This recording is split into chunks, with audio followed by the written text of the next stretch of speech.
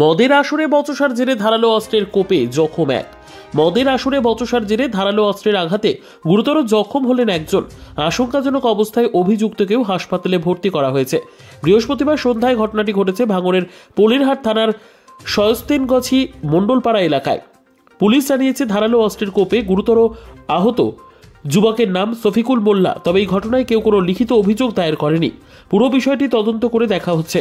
Police ও স্থানীয় সূত্রের খবর, এদিন শয়স্তানিগছি এলাকায় শফিকুল মোল্লা ও তারাপদ মণ্ডল একসঙ্গে বসে মদ্যপান করছিল। অভিযোগ, সেই সময় মদ্যপান করা নিয়ে দুজনের মধ্যে বচসা বেঁধে যায়।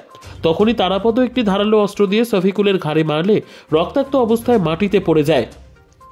তার চিৎকার শুনে ছুটে আসেন আশপাশের লোকজন। তারা তখনই হাতে নাতে ধরে ফেলে তারাপদ মণ্ডলকে। এই ঘটনায় স্থানীয় লোকজন অভিযুক্ত তারাপদ মণ্ডলকে মারধর করে। খবর পেয়ে দ্রুত ঘটনাস্থলে পৌঁছে যায় পলিরহাট থানার পুলিশ। তারপর দুজনকে উদ্ধার করে জিরেনগাছা ব্লক হাসপাতালে নিয়ে যায়। পরে সেখান থেকে তারাপদকে আরজিকর মেডিকেল কলেজ ও হাসপাতালে স্থানান্তরিত করা হয়। দুজনের অবস্থায় বর্তমানে আশঙ্কাজনক। আপনারা দেখছেন সংবাদ শিরোনাম।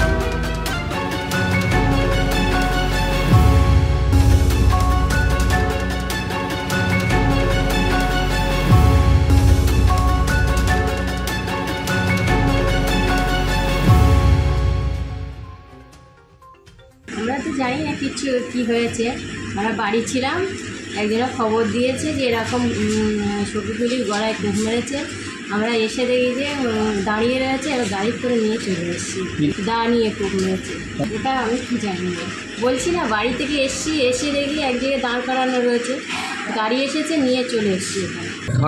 সল্টলেক থেকে আমি বাড়ি এসেই বলে তোর ছেলে সেই খালদারি কুপকে মেরে ফেল যাচ্ছে, মরে যাচ্ছে, শিগগির যা। ছুটে উঠে চলে আসলো। ওখানে এসে দেখি ওরা অটোয় করে নিয়ে ওরা হসপিটাল নিয়ে আসলে এনে এখন জিরেনগাছা হসপিটালে এনে বিশাল ব্লাড বেড়েছে। সে ব্লাডের মানে বলা যাবে না, সে গাড়িতে ভর্তি, আর জায়গাটা কুপকেছে সেখানেও ব্লাডে ভর্তি। কুটে মেরেছে, কুটে ওই কি ঢালাই মাল নিয়ে যায়, ওই পেছনে গাড়িতে বেঁধে সিমেন্টগুলো মাখানো, ওই নিয়ে কাজ করে। ওটাতে ঠিক বলতে পারবো না, তবে 4টের কাছাকাছি কি 4টের পরে কি 4টের আগে এরকম।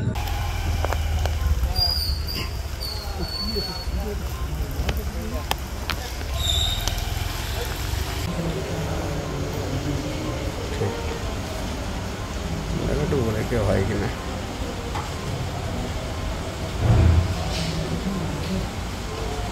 এটা ওখানে আর বললে